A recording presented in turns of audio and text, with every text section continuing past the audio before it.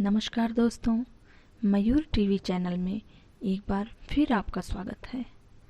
अभी तक अगर आपने हमारे चैनल को लाइक सब्सक्राइब नहीं किया हो तो प्लीज़ हमारे चैनल को लाइक सब्सक्राइब करिए। और आज हम आपको एक और खूबसूरत कहानी सुनाते हैं। आइए चलते हैं कहानी की ओर।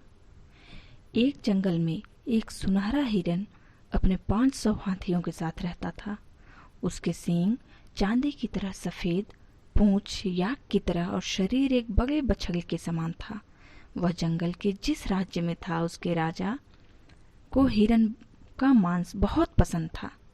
वह राजा प्रतिदिन अपने सैनिकों के साथ शिकार के लिए जाता और एक हिरन मारकर अपने खाने के लिए जरूर लेकर आता था।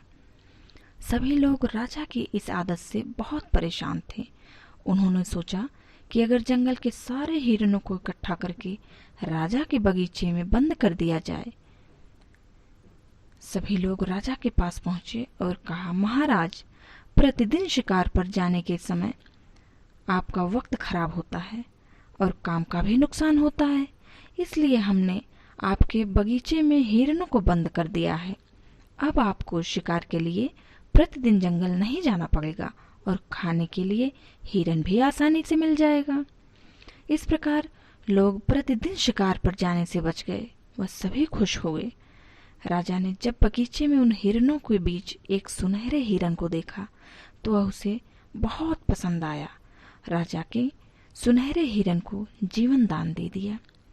अब राजा प्रतिदिन बगीचे में अपना धनुष बाण लेकर जाता और एक हिरन को मारकर ले आता।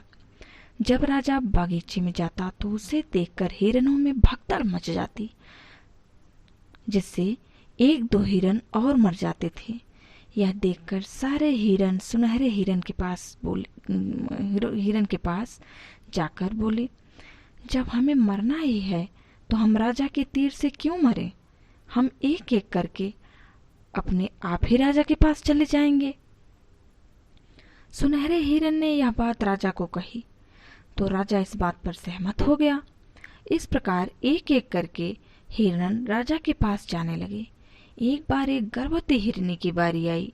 वह सुनहरे हिरन के पास गई और कहने लगी, आज मेरी बारी है।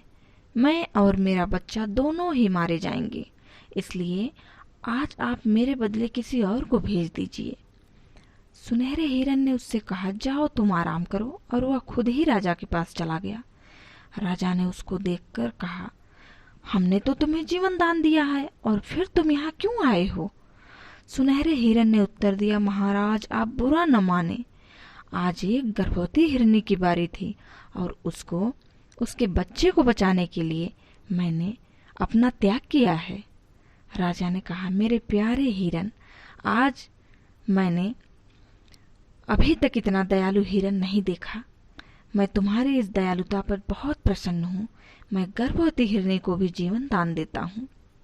हिरन बोला, महाराज, हिरन तो जंगल में भी हैं। राजा बोला, मेरे प्यारे हिरन, मैं जंगल के सारे हिरनों को भी जीवन दान देता हूँ। सुनहरा हिरन बोला, क्या आप केवल हिरनों को या अन्य सभी जंगली जानवरों को भी जीवन दान देंगे? राजा बोला, मैं सभी जानवरों को जीवन दान देता हूँ। हिरन बोला, क्या पक्षियों को भी? राजा बोला, हाँ, मैं सभी छोटे बड़े पशु पक्षियों को जीवन दान देता हूँ।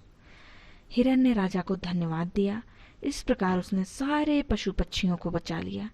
तब वे राजा के बगीचे से जंगल में चले गए और आजाद होकर खुशी से रहने लगे।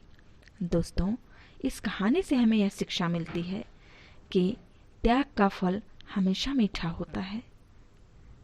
धन्यवाद।